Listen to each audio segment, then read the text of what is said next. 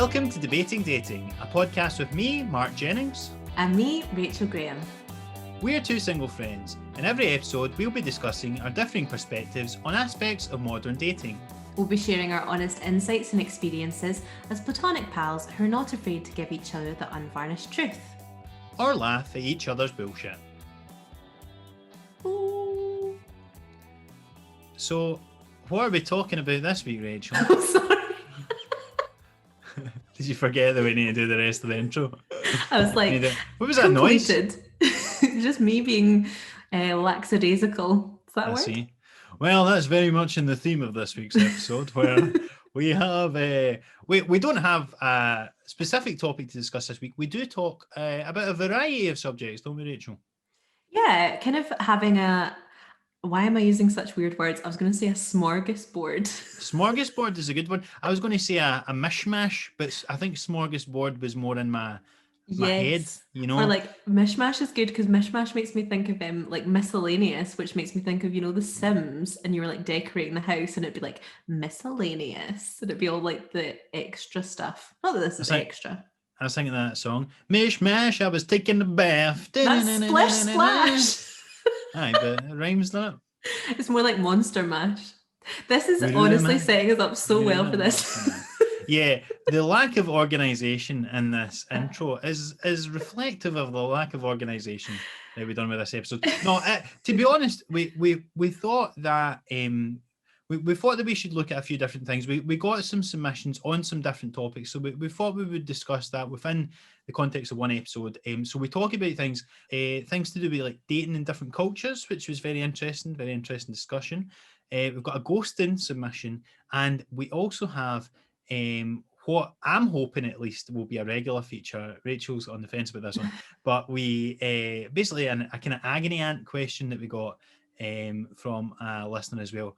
If you've listened to any of these before, you might be surprised that people want our advice on dating, given the terrible history that we both had in terms of the embarrassing stories and you know, probably misguided ideas that we both have. But someone wanted their advice and we decided to give it to them. And I hope that it becomes a regular feature because I like to think that I give great advice, even though everything in my life suggests otherwise. Is in ruins. I was saying ruins. No, do you know, it's funny, like I like the idea of setting up our listeners. Like I like the idea that they'll kind of chat, like message us, and then we'll be like, do you know your vibe would really match someone else that messages us? And then we could like be like a success story, and then they could have like a dating love story. Oh, I would see when you're saying that, I thought you were saying that you were hoping people would do that with you. I've been listening to the podcast and I think your vibe would really match my brother or whatever. Like, I don't know. I mean, feel free if anyone wants to set me up with anyone. Like, I would not turn that away. That's this week's social media clip sorted. Cool, good. It's just an absolute plea of me being like, so I'm still single, and yeah. Aye. So we don't have a specific topic that we cover this week. We cover a few things, and we are joined by a fantastic guest, the spoken word artist and poet, Cat Hepburn, who has got a new book coming out called Dating Other Hobbies. I seen Cat's show at the Edinburgh Festival in 2019 called Girlhood, and it was absolutely brilliant. She runs a gig called Sonnet Youth Theatre. It's now an online one, obviously, during COVID, but it's always been a great gig. It's a kind of mixture of poets and comics and spoken word artists and all types of different kind of artists and performers. And she was really brilliant. And so we thought we'd get her on to discuss the issues in this week's episode with us. Yeah, I'm so excited to read her book because it sounds like really exciting that she's got kind of collections of poems and stories and kind of collated them all together, and all of her experiences and our friends' experiences. And it's kind of like we've tried to kind of reflect that in the episode with like a difference of like submissions of kind of just like a broad spectrum of dating and different cultures and all that kind of stuff, and kind of bringing dating and other hobbies and bringing it to our podcast. Really, we've been inspired. It's an other hobbies themed episode, I would say. So yes, dating and other hobbies. So that's what we've got for you this week. Couple of submissions on various topics, along with our guest, Cat Hepburn. So we hope you enjoy it.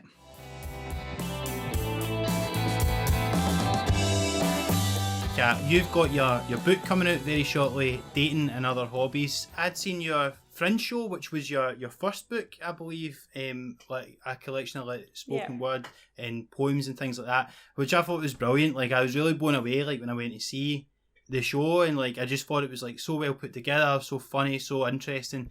Especially like as a guy seeing it as well, because it was like a bit grown up, like, you know, it was called Girlhood, and it was kind of going for being like girl into a woman, I guess.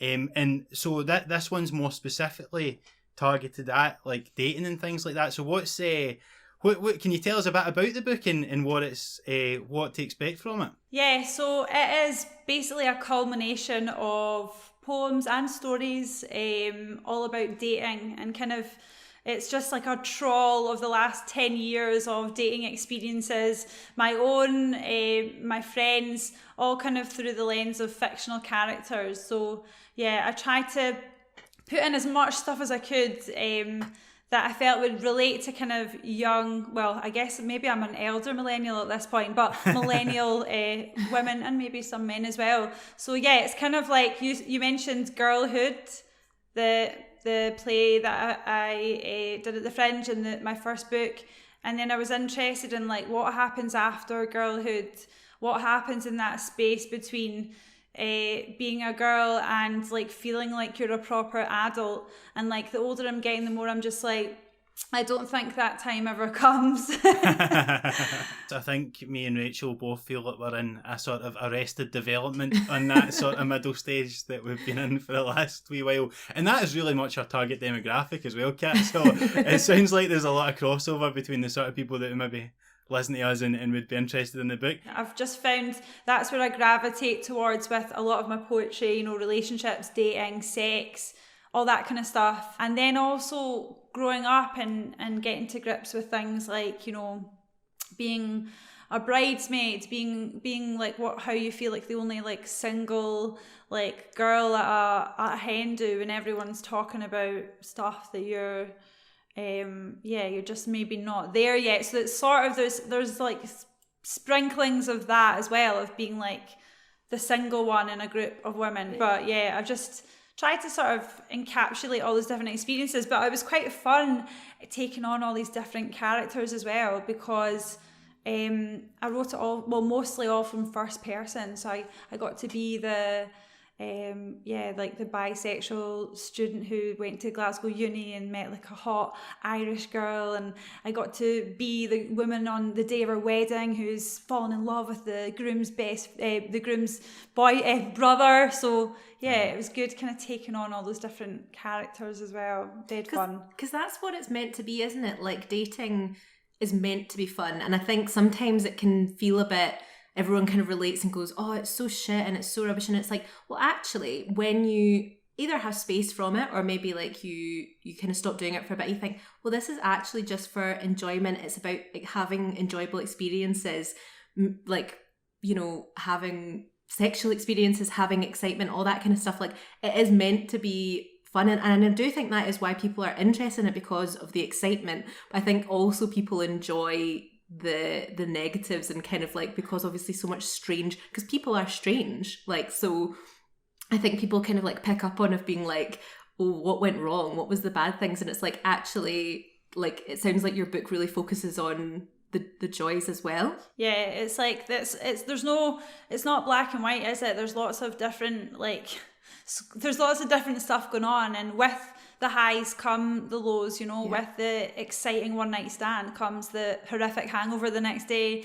You know, all this different stuff. It's like, yeah, you can't really get one without the other, and it's not all love, hearts and roses, but it's not all fucking, you know, shit either. It's just messy fun, and I think it should be celebrated, because before we all know it, you know, we'll all be old and be like, God, I wish I'd had more orgies. We usually do a sort of themed episode. This week, it's a wee bit of a hodgepodge of different stories. It's kind of other stories for us this week about dating, I suppose. So we've got quite a few submissions this week to get through, and we'll have a listen to this first one, right, which discusses what it's like to date people in different countries, and if the culture is different between here and dating elsewhere. I came to Scotland from Italy and realised how different dating was between Scotland and specifically Italy, although there are a lot of similarities to other Mediterranean cultures. Italian men in general are far more forward. The downside of that is, as a woman, you're harassed a lot more frequently by men. But on the other hand, men approach women a lot easier without alcohol. I think Scottish dating culture seems to revolve around drinking generally, when in Italy this isn't necessarily the case. But overall, men are a lot more upfront and approach women faster in Italy. That's like a difficult one, isn't it? Like, it's like you don't want there to be people crossing lines, but I do think that I have found that communication is quite bad in Scotland. Like, I've found that there's definitely that kind of like, first of all, there's like that bravado, and then there's also that thing of being like, oh, I can't talk about my feelings because, you know, like that's not manly. And it's like, well, actually, if you just communicate, you might get more of the things that you want in life by being a bit clearer. Yeah, Scottish guys don't really, no offence, Mark, but they don't really like say how they're feeling. Whereas I think like a lot of Europeans, you know exactly what they want. Even if what they want is not what you want to give them, at least you fucking know what they're talking about. Yeah. I think respect to them for just being like open. It takes us by surprise because we're so not used to it that it's like there's a level of directness that I find very unusual, but actually I'm like, this is better because, like you say, you can just be like, I'm not interested, but at least it's clear. I find it really annoying when you're making it really clear that you're interested in someone and they're like, I didn't know, and I'm like, but then I'm like, well, how clear was I being? Like, I'm not sticking my neck out. And I think it is that thing of being like having the bravery, and at least if you've got like a more European culture of just being like, well, I liked this person and I let them know, it is better. I guess the thing they've got and their advantage, the European continental sort of culture, for want of a better phrase, is that I suppose that there is more of a social aspect to it. You know, if they're, they're used to big dinners with big families and all that sort of stuff. I mean, this is all based on like The Godfather. I don't know if any of this is fucking true. I was thinking it was the Dolmio advert. Yes, right. Obviously, in Italy, every house is like Dolmio, right? And that is why it's easier for them to chat up women. That's why. But no, I think, as a guy, like if you think of, your girlfriend or something going on holiday and you go, oh no, she's going to meet some Italian stallion sort of guy. And that's sort of the image you have and you're like, oh my God. But on the other hand, I suppose the reality is like, there's hundreds of guys who think they're that there who maybe just aren't they. But they've just got that confidence because they've got it. So you need to deal with it. I suppose in a way it's like, because they are more if it's more open culture, they're more used to going up and like chatting people up and things like that. It's more common. They're maybe better at it because they've had more practice. Whereas like if you kind of saying Scottish guys kind of bottle it all up and don't do it a lot, and then if they do try and I guess make a move or whatever, it's like we're like the sort of weekend warriors, or like how like those people that only go out once a year on their Christmas night out. That's like us. We chat. We'll not do it, and then we eventually do it, and then we don't know.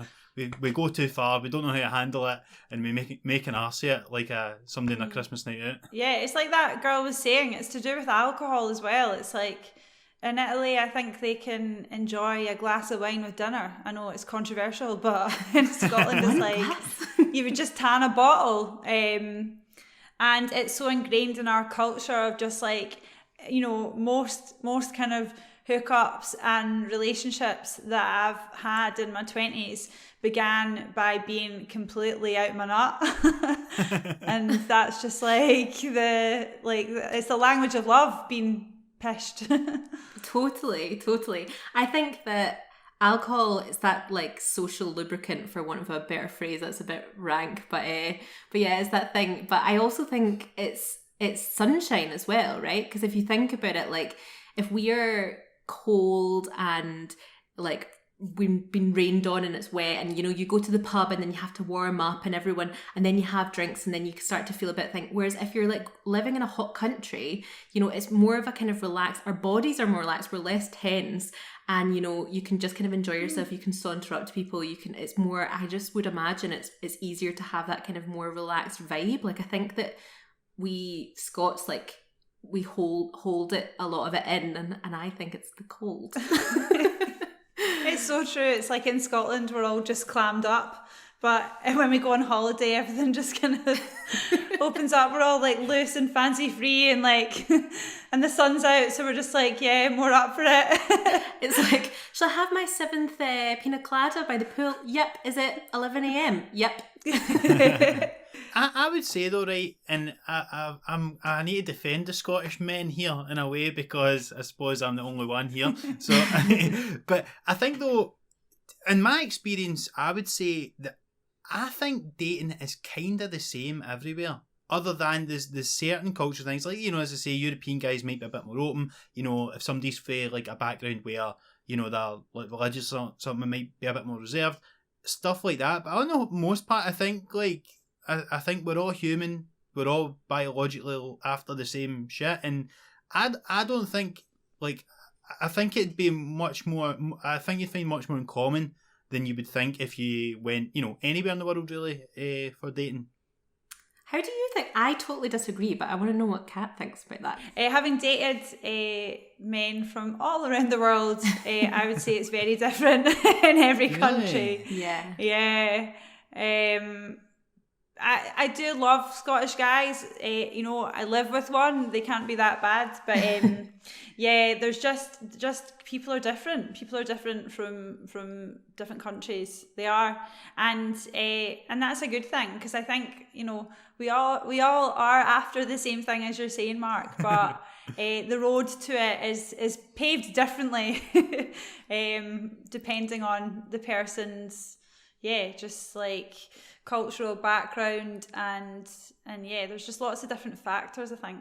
I really don't think it is the same, and I think it's really interesting that it's not the same, because like, where does that come from? Like, is it like, if you look at the different cultures in the different countries, like the way that their government is, or like religion, or the way their mums raised them, how they respond to different people, totally. And I do think that there are huge differences that actually really affect the way that dating then happens. Obviously, it's a direct, like, it would be weird if it was all quite the same. And I think it's like, I was on the dating apps in Berlin. I came over and was like loving life, because I thought there was loads of babes in Berlin. But I thought it was really interesting, like even just looking on dating apps, the way that the guys were operating was completely different to, like, I think like we said with Scottish guys, it was very much like not wanting to kind of stick their neck out, basically, or kind of just being a bit kind of middle of the road, because they didn't want to like put anything out there. Whereas I felt guys in Berlin in particular, it was that kind of thing of like matching and then messaging immediately, and it being quite a long message of probably copy and pasted, being like, hello, would you like, I think this, blah, blah, blah, blah, would you like to meet in the next hour? And it was very like... Why can't Scottish guys be more like that? It's German efficiency. Exactly. It's the efficiency of just being like, I would like to go on a date and I'm on the app, so why wouldn't I just say what I want and be direct and ask for it? And I was like, oh my God, what is this? Like, it's bizarre. But is that better? Is that better to have somebody copy and paste? You know, maybe not the copy and paste. I feel so special. There is a difference when you are a visitor in a place, and it's like, and then you're like, oh, I'm only here for, you know, a couple of weeks or a weekend or whatever it is. And then there's more of a thing where I think you're then, you know, a visitor, and I think the interactions you would have on Tinder or something are shaped by that. Whereas if you're just in Glasgow, you're from Glasgow, and you're going to, you know, there's no time constraint in like when you're leaving, then, you know, it's going to be a wee bit of a more drawn out process. I don't know, like, is it like, so that's an interesting example, like, because, and you would say that's opposed to like Scottish or maybe even British guys who are more, but surely you still get guys that like send you these messages and all that you don't want, or a bit overly keen and all that, so like, it still happens. Is it just, what is the difference specifically? And I'll put that to both of you. Well, I think the difference in Berlin is that people are, you know, they're like, it's like an orphan city. No one's going to like their grand's 70th birthday party on a Sunday. People are sort of separate units from their families, which enables them to behave in a sort of shackle-free way. Like, people are just more kind of up for doing things that are fun. there's also it's just one of these cities that there's loads of like free thinking, easy, open-minded people, and they're all really hot, and a lot of them are really young, and they're all just mixing together. So add all those different factors in, and you just get guys being like so forward on Tinder because they just can. It's like, I think if Scottish guys could behave like that, then they would. Totally. I don't know. Yeah, totally. And I think that explains so much. It's like that thing of, if you're from a small village, then you can't go on Tinder and behave badly because that'll get back to your fam. And like the same with like Berlin, of just being like, well, they're not going to see any repercussions from that, they can just behave in whatever way they want. And is it like, I've been to Berlin a few times, so I really liked it, and it's like there's a real celebration of like clubbing culture and like being quite sexually liberated and all that kind of stuff. So I think if that's kind of accepted, like I found that guys in Berlin were quite like, for want of a better word, like quite like kinky and quite like open-minded and all this kind of stuff, and it was quite exciting to be like, it was just like, oh my god, this whole new world, Yeah, it's not the same as going down like the Catty on a Saturday night as it is clubbing here. But then all the clubs are shut here anyway at the moment. So, but yeah, we'll have to hold off before we move for all the babes.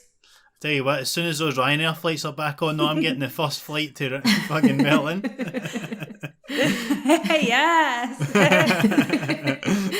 I've got the Scottish men's reputation to uphold here. I really need to start doing some improvements.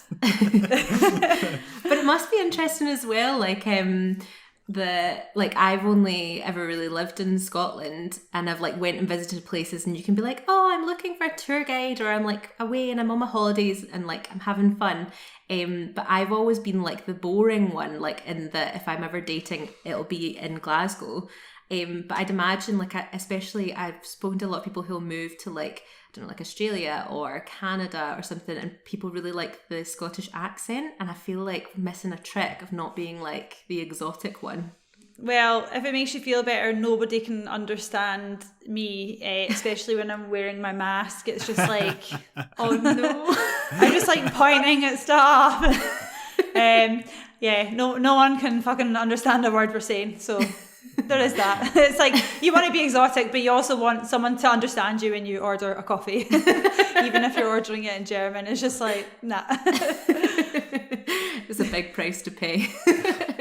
There is something to be said for that though, because it's like, I found this even doing gigs, but I think it's the same for dating. Like, see, when you're in like a totally different country or something like that, you've got that thing of you're exotic, you're Scottish, that's a thing, but you also don't maybe understand all the you don't totally get the vibe or understand like people's backgrounds, where they're kind of come from as much. But in Scotland, it's like you understand where everybody's coming from, kind of thing. You can sort of clock somebody and kind of go, they're this type of person. In a way, you've got a kind of shorthand for it.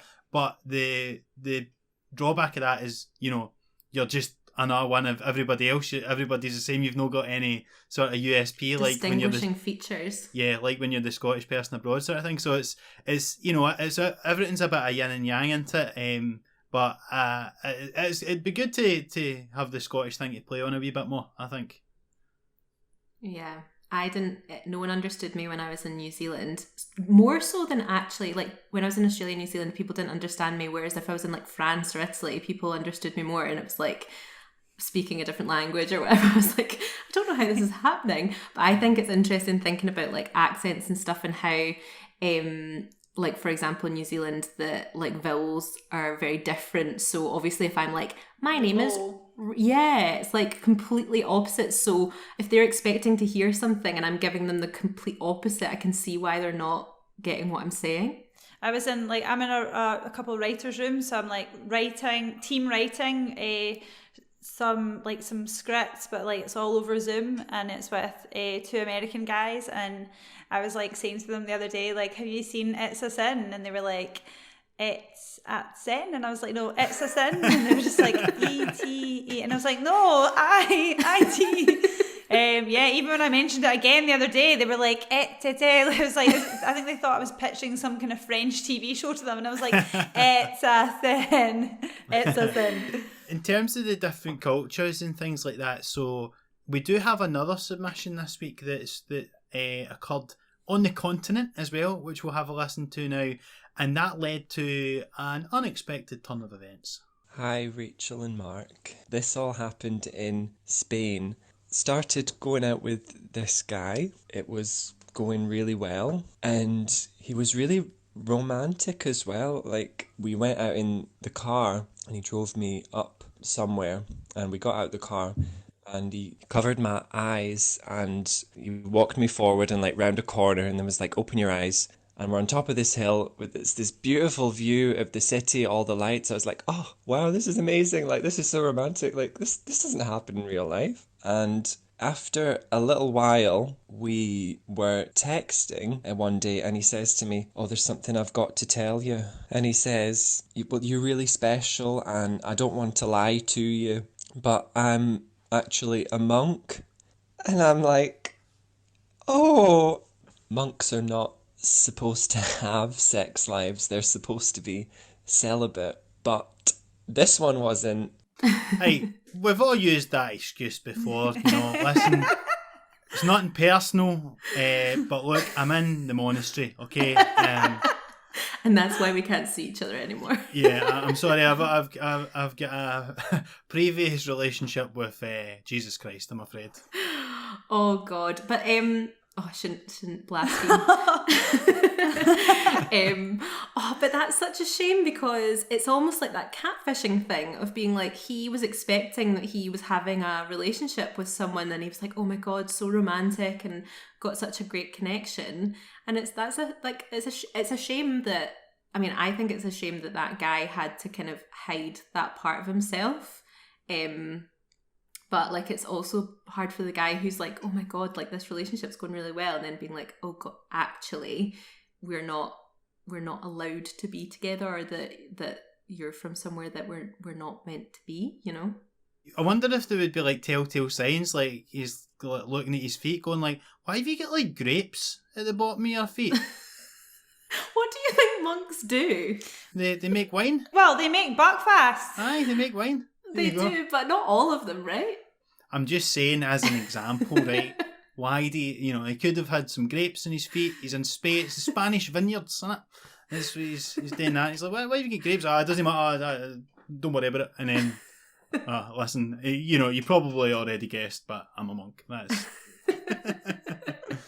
I feel like the listener skipped out like the big juicy part of the story as well, because it was like, he took me up a hill, and then later on he told me he was a monk, but monks can't have sex. And it's like, so like, what happened between the hill and him telling you that? That's what I'm interested in.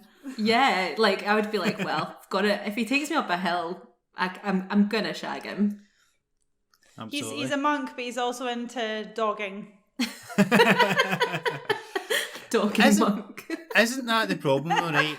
What an absolute tragedy, right? That like, get like that, right? He meets the partner and they can't just be together. Like, this is where, that causes a lot of problems. I think, I'm assuming it's a Catholic thing if it's a monk. I don't know if there's non-Catholic monks, I'm pretty sure. But anyway, but obviously like priests can't marry, can't have any, so you've got to make this, vow of celibacy.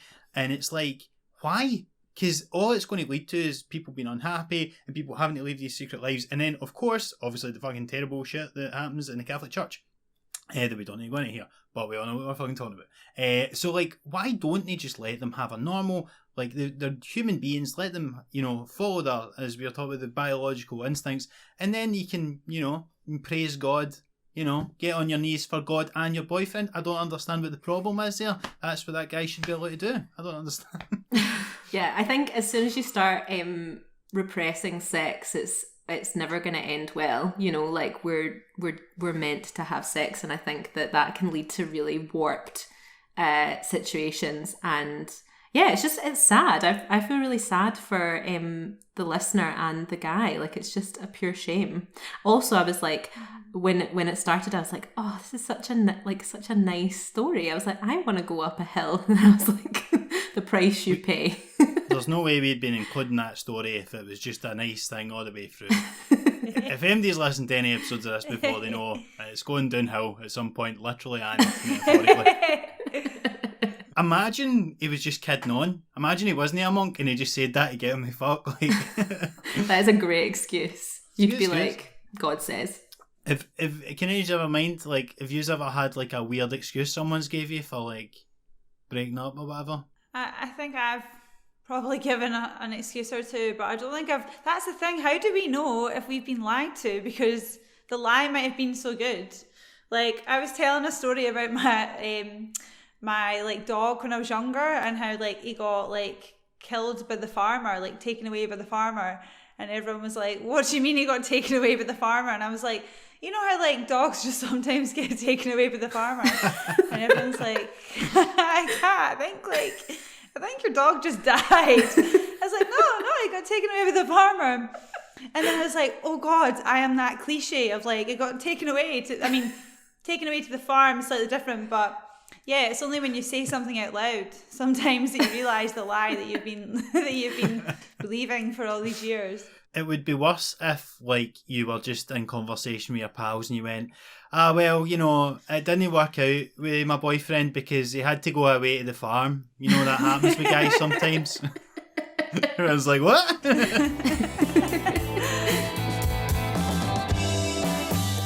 So this week we've not got a theme as we've had for all the episodes so far. What we do want to do, and we think this would be the best way to go forward and sustain the episodes every week, is to have kind of segments. So I think we kind of last segment there was more of a sort of debate topic about different cultures and things like that. This next segment, I think, we'll just be calling simply ghost stories. We are going to have ghost stories going forward, and they are going to be a regular segment, I think. Everyone's got a ghost story, haven't they? Everyone's got a ghost story. We've had plenty of ghost stories. We've even got a jingle for this thing. I do not like this jingle, and Mark is like loving it. This is how we're going to introduce the ghosting segment going forward, right? Simply by this.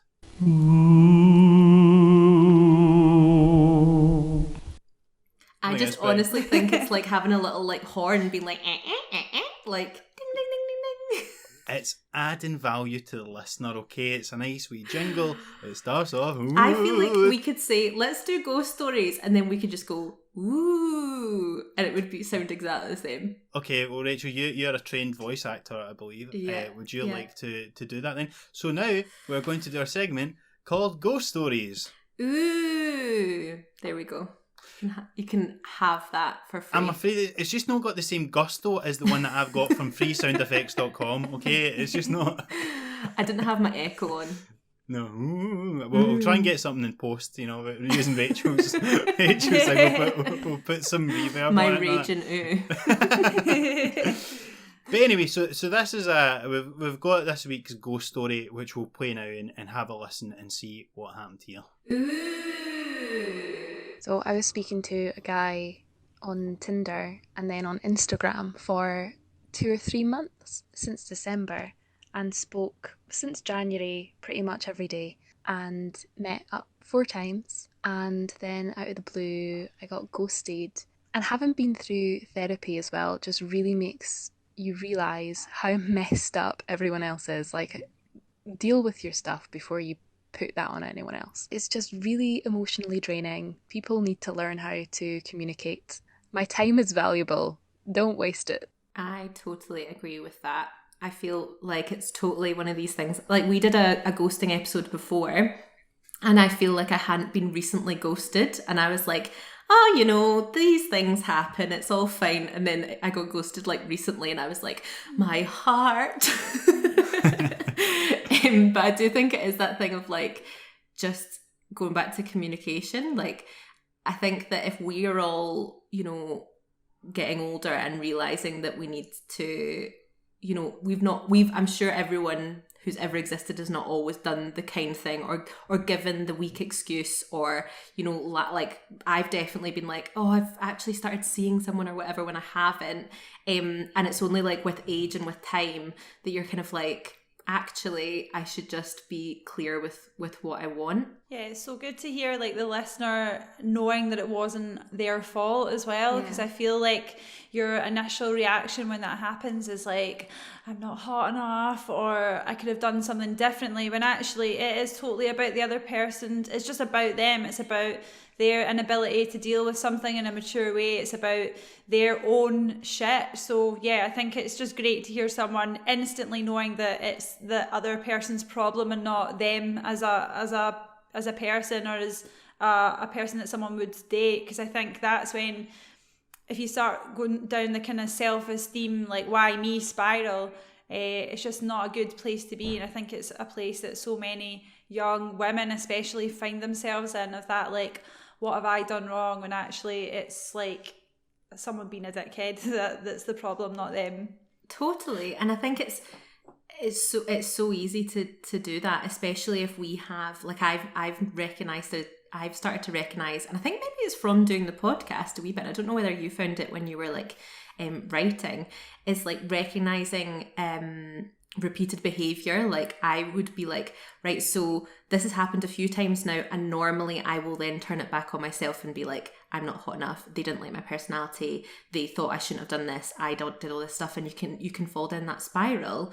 And I do think that it is the mature choice to be like, actually I'm taking a step away and realizing that it is their shit, really.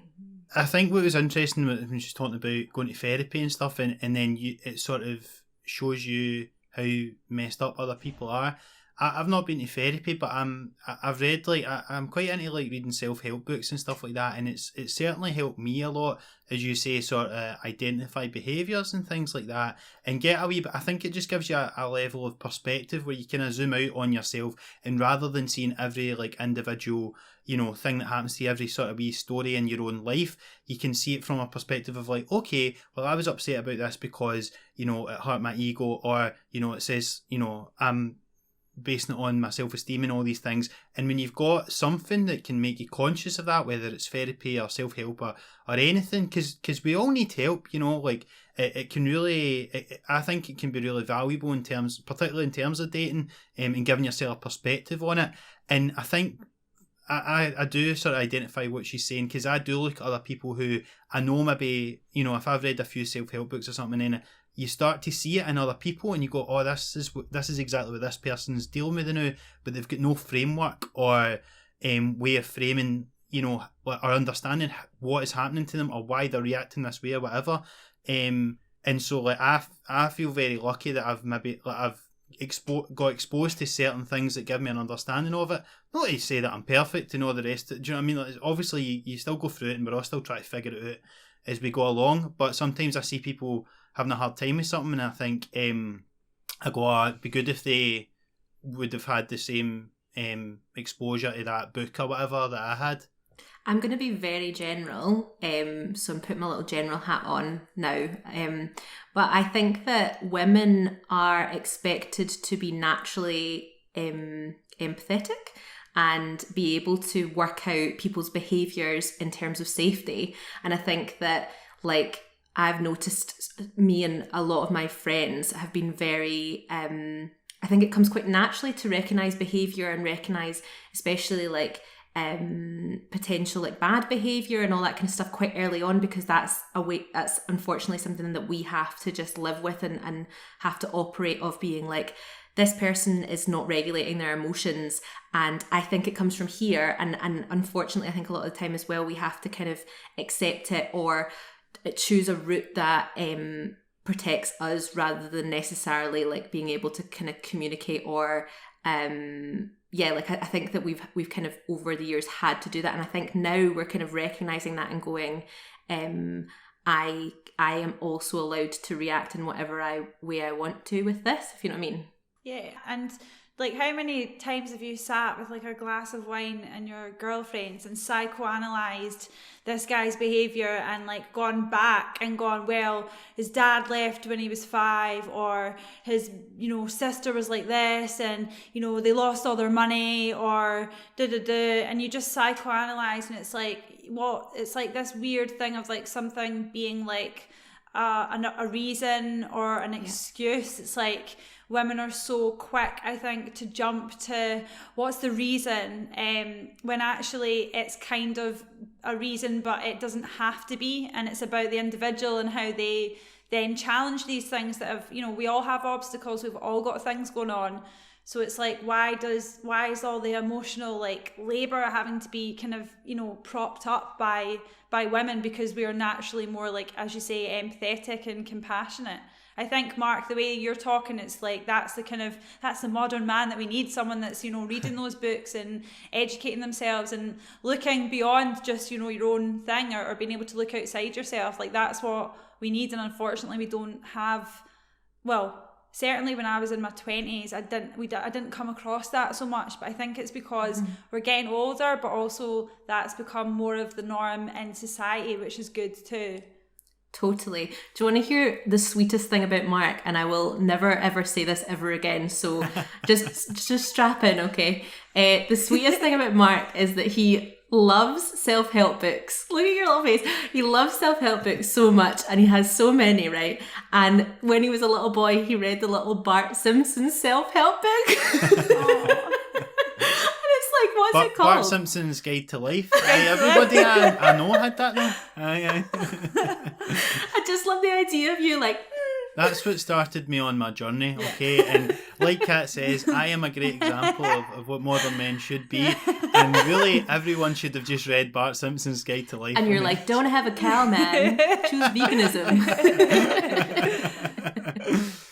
I would say, right, and this is probably going to completely take away all of the goodwill that I've just had, but I would say regarding that particular story, right, and I think this is maybe something that is a consequence of COVID and the sort of weird times we're living in. So they said they were chatting for 3 months, right, but they only met 4 times. Now, that's not to say that it's right to ghost them because of that, but if you've only met someone 4 times and then it kind of fades away, it's kind of not that big a deal, but because of this weird COVID thing of like they'd spoken for 3 months first and it probably felt like they knew each other, but maybe all that happened was they met up and there wasn't, you know, they didn't really click in person. But communicate, like, do you know what I mean? Like, that's the thing that ghosting I think it feels really inhumane. It's like not seeing the other person as a real live person. And actually, and maybe this is a wee bit paranoid of me, but I have started to really incorporate voice notes, because I feel like I need to be like,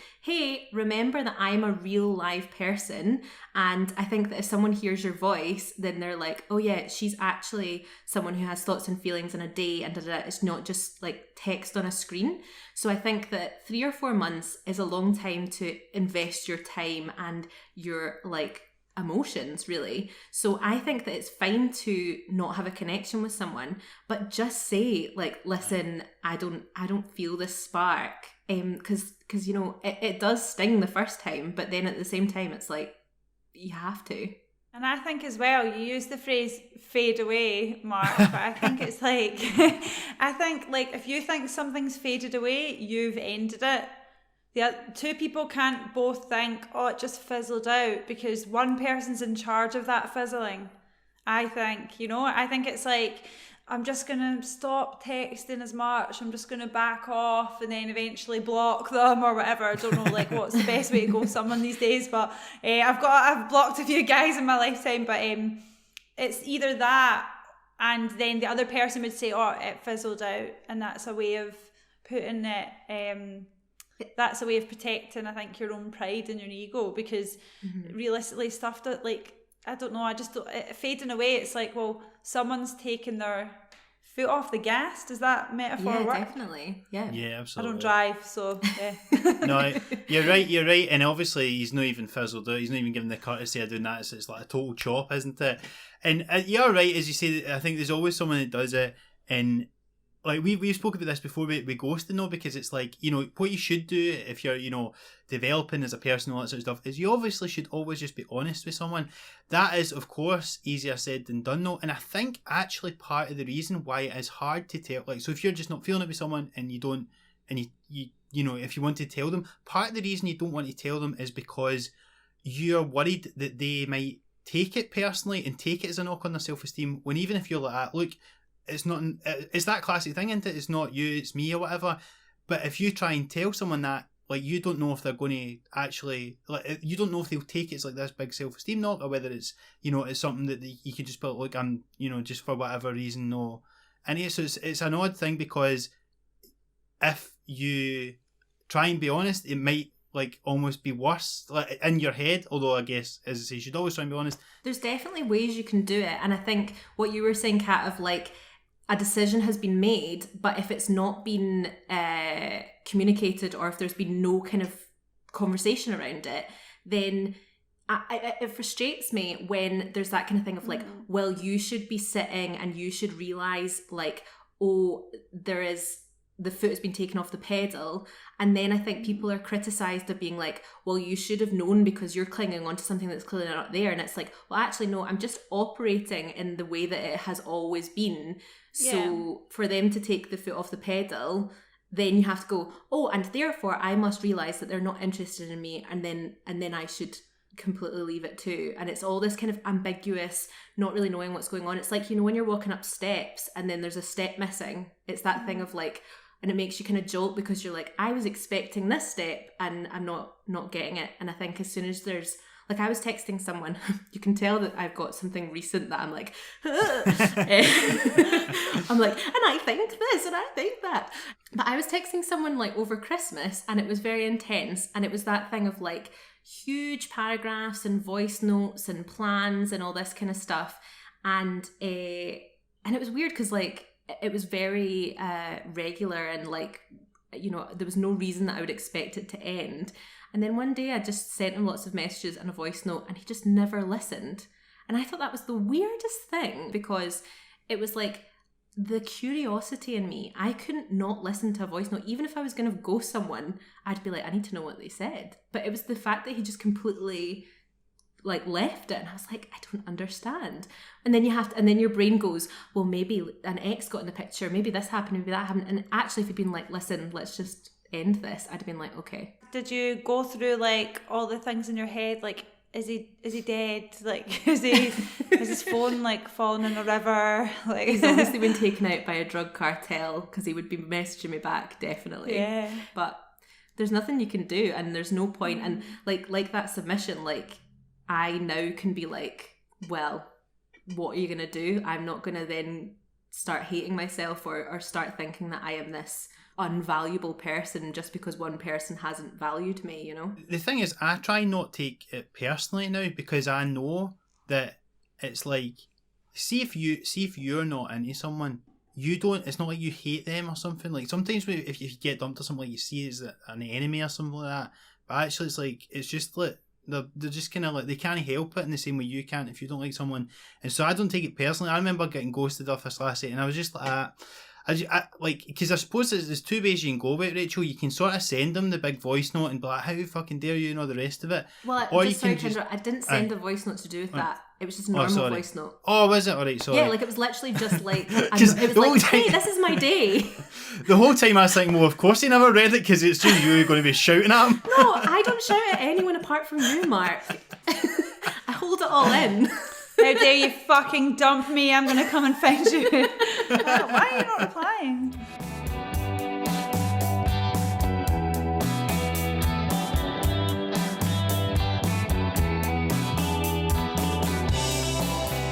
We'll get on to what is the last submission today. Now, believe it or not, if you're a listener to this show, you may be surprised to hear this, but we are doing a segment that is effectively an Agony Aunt segment. Me and Rachel are going to be your Agony Aunts. I like to think, right, I think Agony Aunt and Uncle is we're not old enough to be Agony Aunts. No, we're young adjacent. I like to think of it as Agony niece and nephew, but that's probably too young. We're too young for that, so Let's just consider us all, and we'll include Cat in this. We're your agony cousins, right? Just that's what we are. Pure We're your agony. agony cousins. We're your cousins that you go to for advice on stuff. And even though your cousins, we're so qualified. even though your cousins are probably more fucked up than you, mine certainly are. But we're going to act as a role of your agony cousins, and Kat is going to join us in this, and we're answering what we hope will become a regular segment where we get your agony aunt questions into. So we're going to have a listen to this one, and then we'll try and solve the problem, or at least give our hopefully interesting takes on it. But here's this first agony aunt question that we've got today. A massive part of our generation's dating is through apps like Tinder and Bumble, so there's always that part of your conversation where one of you has to ask, what are you really looking for? And I'm quite an open and upfront person, so I'll always answer that honestly. And sometimes, you know, I might just be looking for fun, sometimes I might be looking for more, but I do think there's a kind of unwritten stigma behind even asking that question. It's almost as if nobody wants to answer it truthfully because they don't want to come out and say, oh, I just want a shag, or yeah, actually I'm looking for a serious relationship, through fear of scaring off the other person. And I also think by asking that question, sometimes it can make you look like a bit of a psycho. So I think my question would be, how would you approach asking that question without coming off as a psycho? And how would you answer that question truthfully without coming across as a psycho? There's that word again, my least favourite word, psycho. It makes me so sad because I'm like, it feels very gendered, I think. I don't know what you think, Kat, but I always feel like this psycho narrative of women just really frustrates me because it's so much more complicated than that. And it's like, well, actually, we should be able to not have to be branded as such, you know? Yeah, I agree. I think it's like, it's a weird word. It made me think of like, I don't know, I feel sorry for the listener for thinking that being honest about what you want is in some way like mad or psychotic, and I feel sorry for them that they think that asking that question or saying what they want is going to come across in this way. And I don't know, I've not used those apps in so long that I don't know, is that the culture that people are too scared to kind of say what it is? But I just think like, if the more honest, sometimes honesty is not the best policy, but sometimes I think it is, and the more honest people are about putting forward what they're looking for, and more honest about their questions, the more that will kind of cultivate a society or a culture that is the base level. Because it's worrying to hear that word associated with asking someone on a dating app, what are you looking for? Because surely that's the number one thing that you want to know. If someone's looking for something serious and someone's looking for a shag, then they should be like, right, thank you, nice to meet you, move on to the next person until they both find the match of what they're looking for. And isn't that the point? The whole point of a dating app is to find your match and whatever you're up for doing at that point in time. Totally. And I think I had a disagreement with a guy on a dating app, which Mark always finds really weird. I think it's mad that you would ever get into an argument with somebody just that you're just texting on Tinder. And the second it even got any confrontational whatsoever, I'd be like, well, I'd be ghosting them, right? That's the one time I would do that. It was random. No, taking abuse from a random person.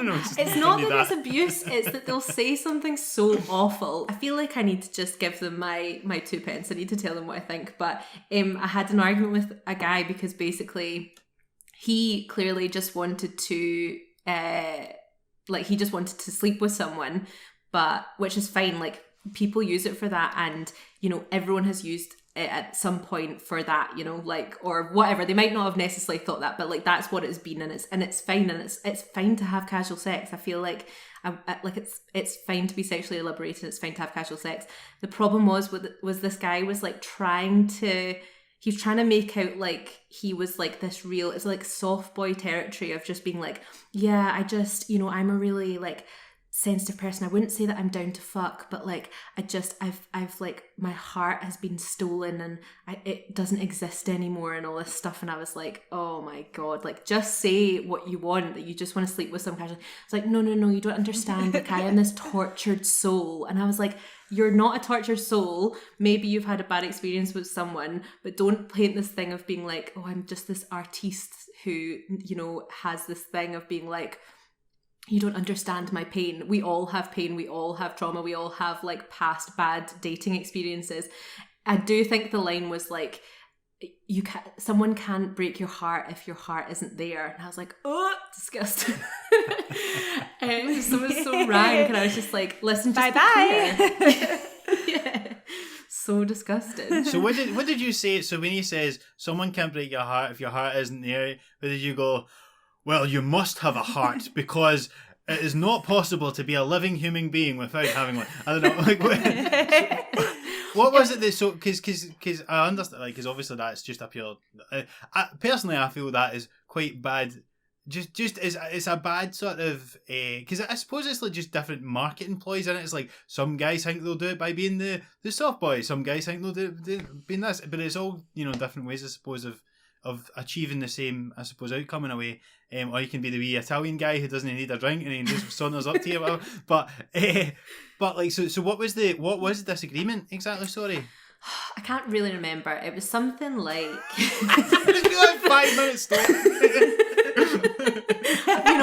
You're not done enough. You basically told him to shut up because he was being a fanny. Yeah.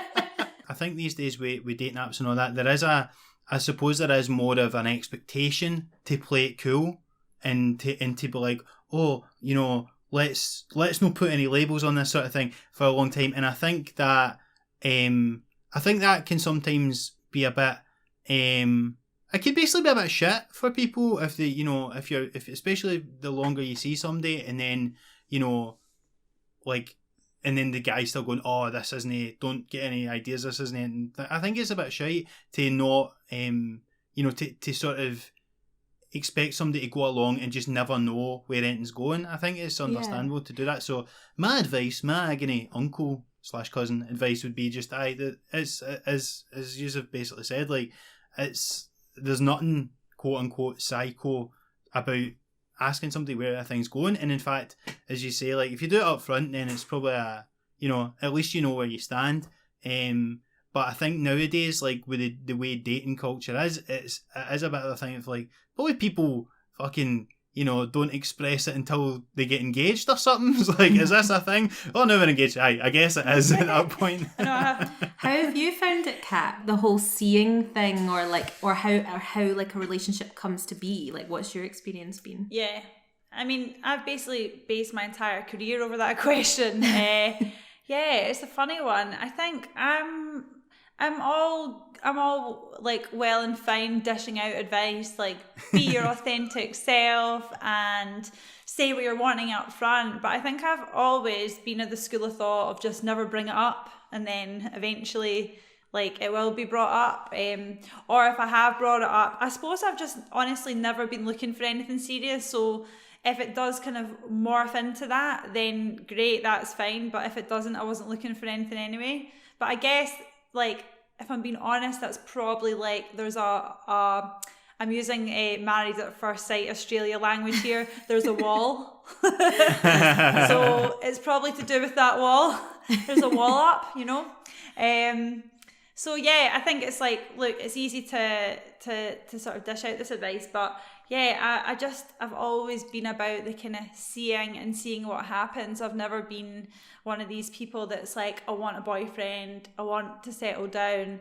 I've just sort of ended up seeing someone to the point of they're your boyfriend now, and then like accidentally moving in with them. That's happened a couple of times. So yeah, I'm just more like sort of see what happens, and then it's ended up happening like this. But yeah, it's hard to be vulnerable. You know, when there people would be like, yeah, I didn't really study for these exams or whatever. And then there's more scope to be like, if you do well or you do badly, it doesn't really matter. Whereas if you say, or like with a relationship of being like, you might want a relationship, not want a relationship, but if you say, well, you know, I'm just kind of seeing what happens, that is probably the best situation to be in, because it's the most relaxed and it means that there's less level of disappointment. I've been studying for this relationship for 6 months, all right? And I am not taking failure for an answer, okay? And I'm not going to have somebody saunter in here with no plan and just sweep you off your feet, right? That's not happening. No. I'm actually quite relieved you said that, Kat, because basically I'm kind of basically the same. It's like I'm a kind of, I'd prefer to avoid the question if possible, to be honest, kind of guy, probably out of cowardice, and then see where it goes and happen.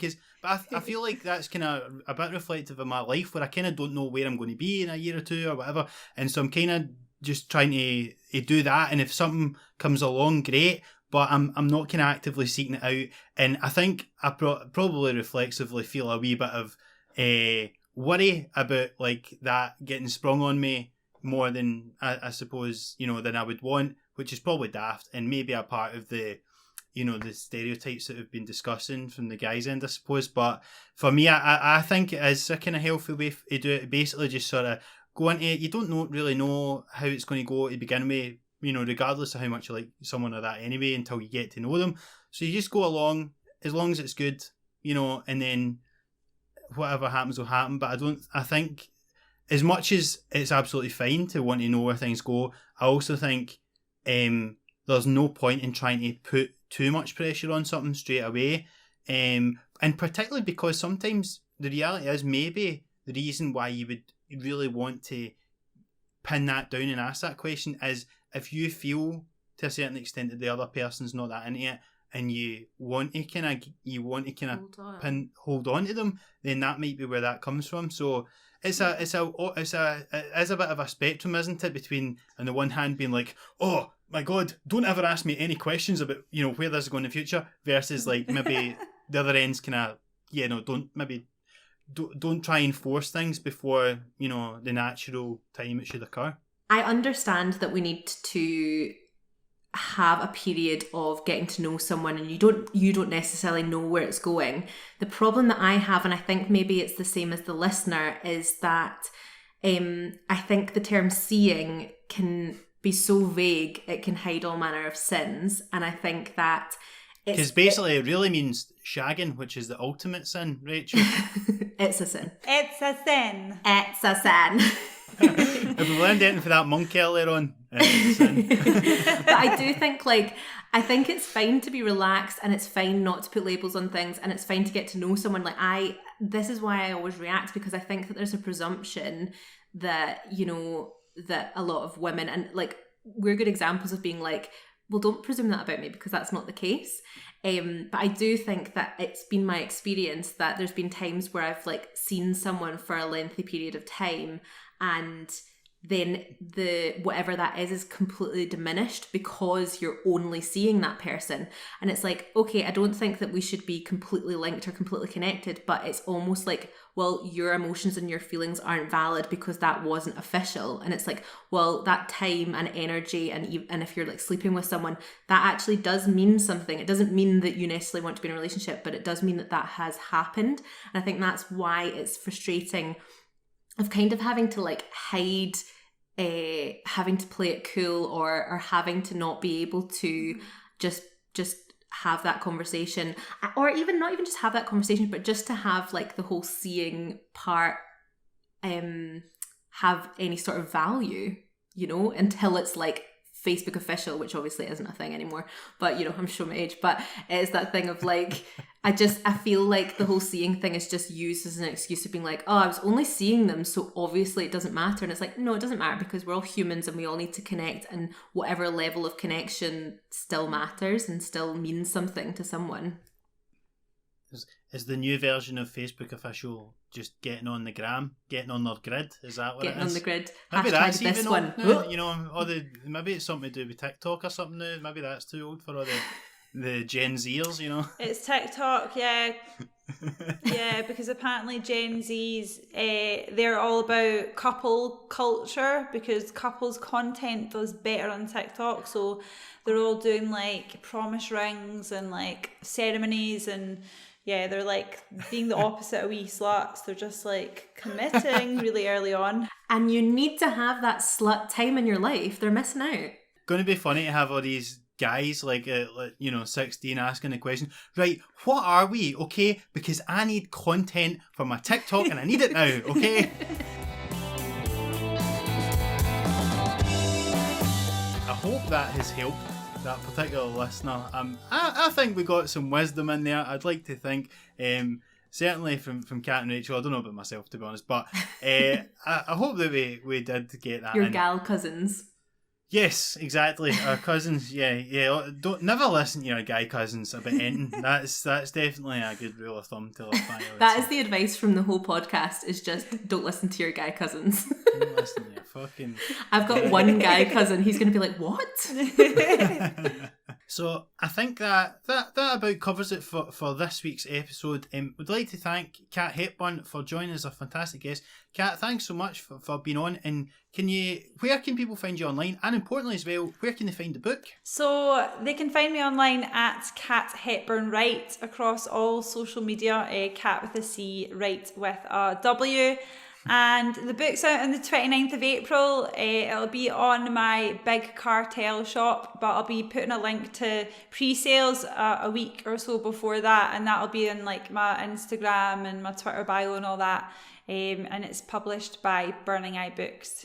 So excellent. Yeah, I'm dead excited, and thank you so much for having me today. It was great to chat to you both. No, thank you so much for coming. I can't wait to read your book. And as we say, that is Cat Hepburn, Dating and Other Hobbies, available from the 29th of April. Do go out and get that, and we can only thank you again for being on. So in the meantime, if you have enjoyed this episode, please do remember to give us a 5-star review on Apple Podcasts, iTunes, or wherever lets you leave a review. That's the best thing you can do for the podcast to get us up those charts, competing with the big boys who've got the money and don't need to do their own editing, as me and Rachel have been doing. And you can, please do also subscribe to us on Spotify, Apple Podcasts, wherever you get your podcasts, and you can also watch the video version that's available on YouTube. And if you'd like to give us a submission, then you can get us by sliding into our DMs at Debating Dating on Instagram. You can send any things that you want us to cover, any funny stories, any submissions straight into the Instagram, or you can send it through email. I always fuck up this bit. I'm just going to interject it before you say that and just go. And that those stories now include what are hopefully going to be our regular segments, including ghosting and, of course, your agony aunt / uncle questions for me and Rachel. Yeah, and you can send this on email at debatingdatingpod@gmail.com. So, thanks very much for listening, and we'll speak to you soon. Bye!